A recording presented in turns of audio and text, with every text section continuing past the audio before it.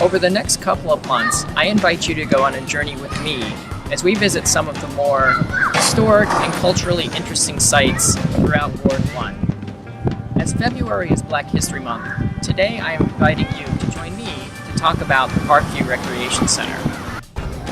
The Parkview Playground dates to 1921, and while that doesn't make it the oldest playground in the District of Columbia, it does make it one of the oldest continually used playgrounds in the District of Columbia. The playground includes a field house that was built in 1932, which was the second purpose-built playground facility in the District of Columbia. But one of the most important things about this site isn't what you can see, it's what happened here. Parkview, like many neighborhoods in the District of Columbia, was originally a segregated white neighborhood. But in the 1930s and 40s, that began to change, as more and more African Americans moved into this part of town. In 1947, 5 neighbors of the Parkview neighborhood living in the vicinity of Newton Place and Water Street joined forces and reached out to the Southern Conference for Human Welfare and challenged the District of Columbia's segregated Department of Recreation system. They wanted their children to have every opportunity to play on this playground as the white children of the neighborhood were.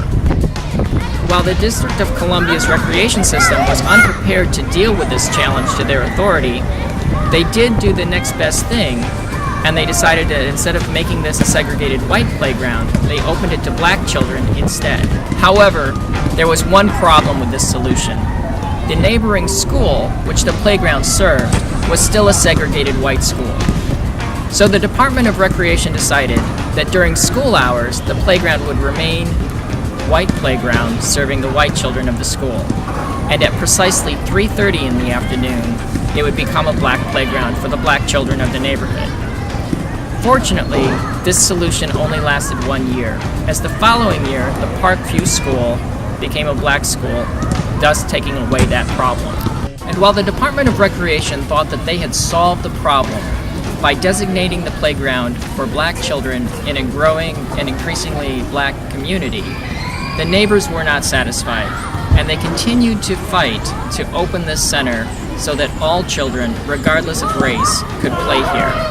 Ultimately, they won their fight, and this recreation center was designated an open center in May 7th, 1952.